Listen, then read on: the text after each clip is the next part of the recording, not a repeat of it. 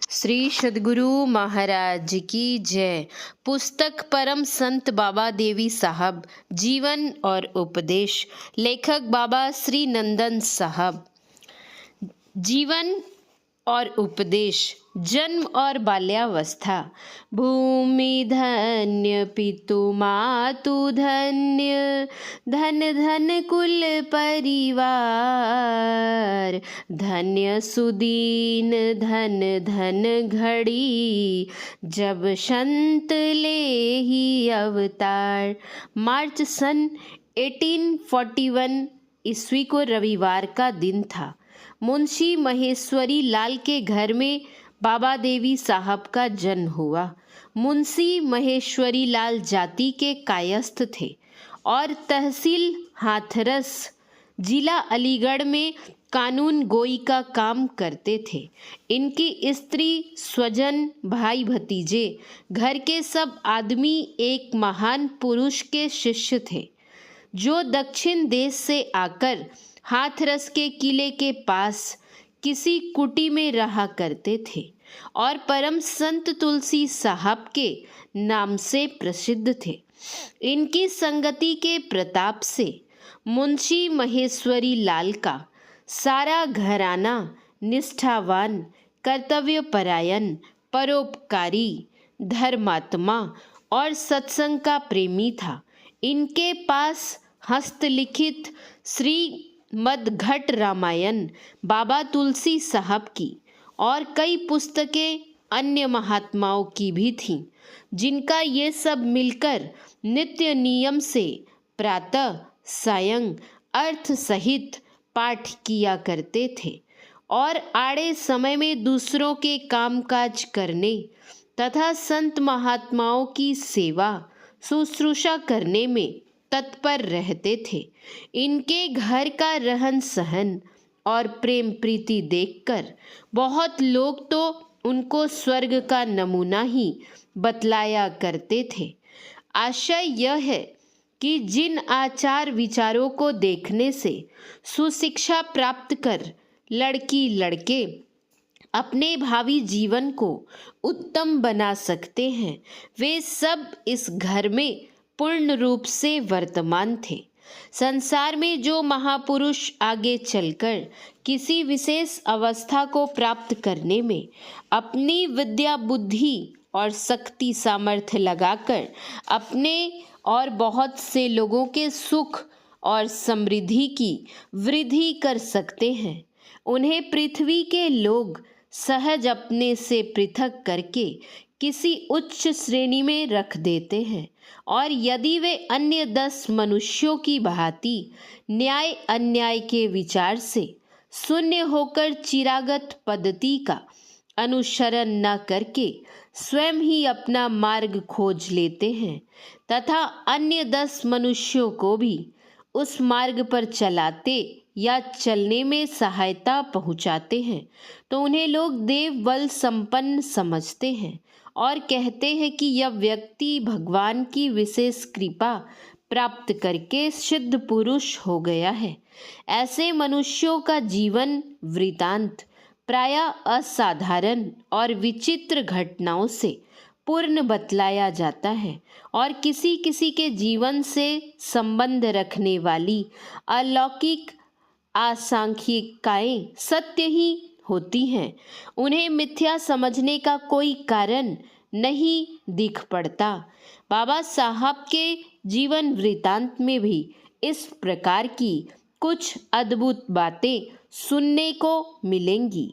कहा जाता है कि मुंशी महेश्वरी लाल जी की संतान को बचपन में ही काल के गाल में चला जाना पड़ता था और इससे दुखी होकर कभी कभी वे कह दिया करते थे कि ऐसी संतान होने से ना होना ही अच्छा है।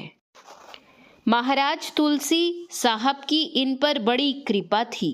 वे कभी कभी इनके घर पर आकर दर्शन दिया करते थे।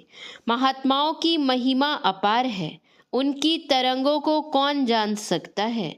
खाली भरे भरे ढरकावे, पल में न जाने क्या से क्या कर दें।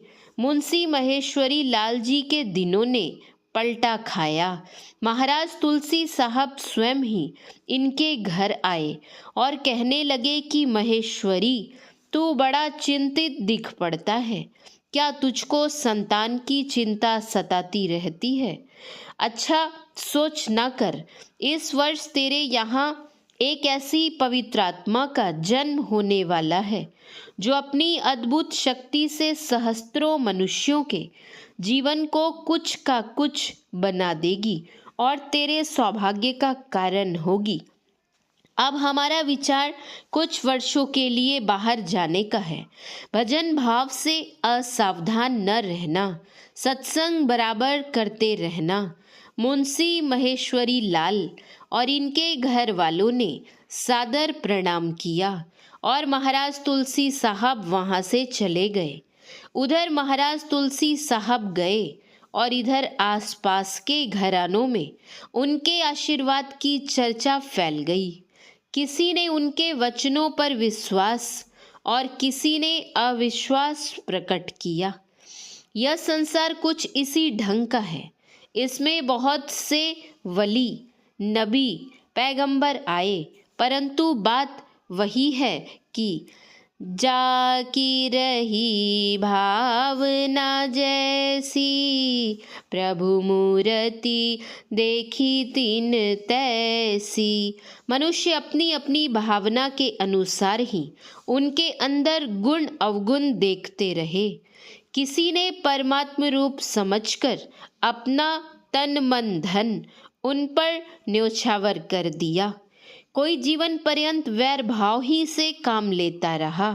अस्तु बुरे भले भाव से बर्ताव करना यह मनुष्यों का काम रहा। महान पुरुषों के वचनों या उनकी अटूट धारणा में इसका क्या प्रभाव हो सकता है?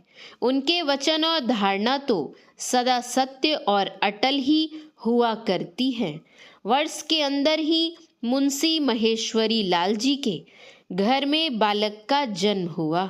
किसी ने कहा है कि होनहार बीरवान के होत चिकने पात।